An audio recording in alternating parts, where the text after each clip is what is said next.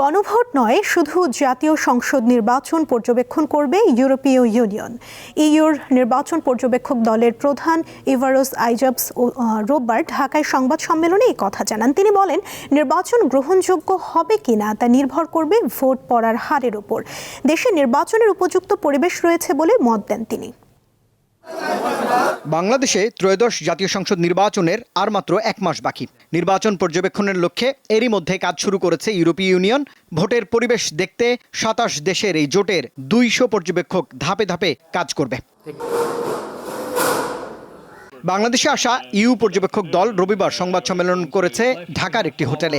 পর্যবেক্ষকদের প্রধান জানান, সব দলের অংশগ্রহণ নিয়ে এখানে একটি ঐতিহাসিক জটিলতা রয়েছে। তবে অবাধ, সুষ্ঠু, গ্রহণযোগ্য ও সব শ্রেণী পেশার মানুষের অংশগ্রহণমূলক নির্বাচন প্রত্যাশা করেন তারা।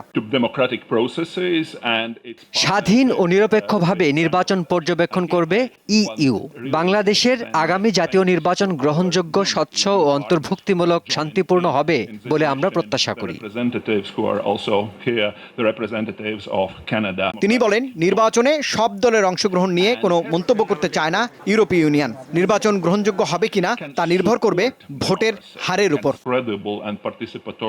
ভোট পড়ার হারে যতক্ষণ প্রভাব না পড়বে ততক্ষণ এটা নিয়ে আমরা মন্তব্য করব না।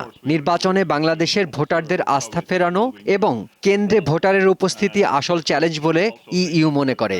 আমরা 64 জেলাতেই নির্বাচন পর্যবেক্ষক পাঠাবো। গণভোট নয়, শুধু সংসদ নির্বাচনই পর্যবেক্ষণ করবে ইইউ।